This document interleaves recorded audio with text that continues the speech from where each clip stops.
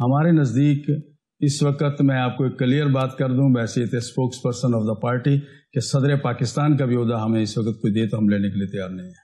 یا مولانا صاحب کے پاس نمبر ہوں گے تو بہت کچھ ہو جائے گا. جب جاتی عمرہ میں میٹنگ تھی وہاں پر مسلم لیگ نون کے لوگوں نے آپ کو دوبارہ ملٹری کورس کا کہا تو وہ کیوں وہ اتنا زیادہ کر رہے تھے؟ اتنا ضرور تھا کہ اگر آپ لوگ اپنا مسودہ کے ساتھ ہمارے ساتھ نہیں چلتے تو مجبوراً ہم پھر پرانا مسودہ اپنا لانا پڑے گا. ان کے نزدیک یہ تھا کہ پی کے حالات ہیں, بلوچستان کے حالات ہیں, مختلف جو ایسے حالات ہیں کہ ہم اختیارات فوج کو زیادہ سے زیادہ دیں تاکہ وہ امن و امان کے مسائل پر کنٹرول حاصل کر لیں.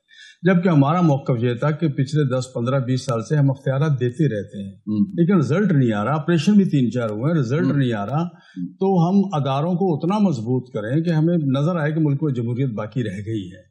البتہ وہ یہ ضرور کہتے ہیں کہ ہمارے پاس آخری دنوں میں تو آخری لاسٹ نائٹ میں جو بات کر رہا تھا آپ سے منوانے والی, تو جب ہم اس پہ آئے تو انہوں نے کہا ہم نے تو اجلاس بلایا ہوا ہے. ہم نے کہا آپ نے ہماری مشاورت سے تو اجلاس نہیں بلایا, نہ آپ نے سینٹ کا اجلاس مشاورت سے بلایا, نہ قومی اسمبلی بلایا. آپ نے انہوں نے کہا ہم نے بلا لیا. ہم نے کہا جی ہمارے ساتھی کہہ رہے ہیں کہ ہم نے اپنے پارٹی چیئرمین سے بانی چیئرمین سے ملنا ہے.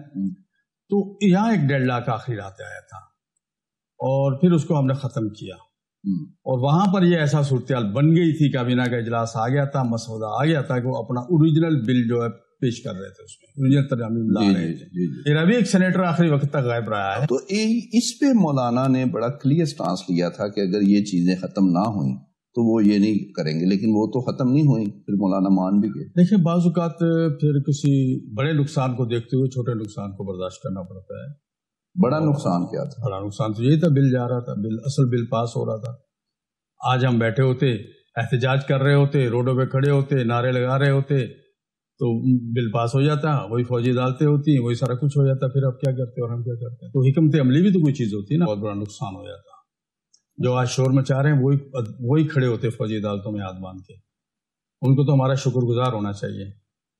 JUI کا تو آج تک الحمدللہ 70 سال سے ہم کسی عدالت میں پیش نہیں ہوئے. آپ کو کوئی حکومت میں تو نہیں آپ جا رہے؟ نہیں, اس طرح کوئی سوچ ہی نہیں ہمارے پاس. بالکل سوچ نہیں, بالکل سوچ ہی. پہ آپ کو عہدے مل رہے ہیں, وہ بڑے مل رہے ہیں. وہ جو بیچارے خوش نہیں ہیں, مولانا فضل الرحمان کو جو عزت ملی ہے, جو جمیعت علماء اسلام کو بوسٹ ملا ہے, جو ہمارا ایک کردار برج کا آیا ہے, کچھ لوگ اس سے خوش نہیں ہیں. وہ اس طرح کی خبریں چلا رہے ہیں. ہمارے نزدیک اس وقت میں آپ کو ایک کلیئر بات کر دوں بحیثیت spokes person of the party کہ صدر پاکستان کا بھی عہدہ ہمیں اس وقت کوئی دے تو ہم لینے کے لیے تیار نہیں ہیں. یا مولانا صاحب کے پاس نمبر ہوں گے تو بہت کچھ ہو جائے گا. جب نمبر نہیں ہے, اگر انہوں نے نمبر دیے ہی نہیں ہے, نمبر لینے بھی نہیں دیے, شاید اسی لیے کچھ لوگ خوف زدہ تھے, تو میں سمجھتا ہوں تو پھر وہ اپنی جگہ ہے. ہماری تو ناراضگی تو دوستوں سے یہی ہے نا. JUI ترجمان اسلم غوری کا انٹرویو جس میں انہوں نے کہا کہ حکومت سے کہا تھا جسٹس منصور کو ہی چیف جسٹس نامزد کریں. حکومت اور پیپلز پارٹی سمیت تمام جماعتوں نے اسے تسلیم کیا تھا. کمیٹی میں سب کیوں بدل گئے, کیا مجبوریاں تھیں, یہ ان سے پوچھا جائے.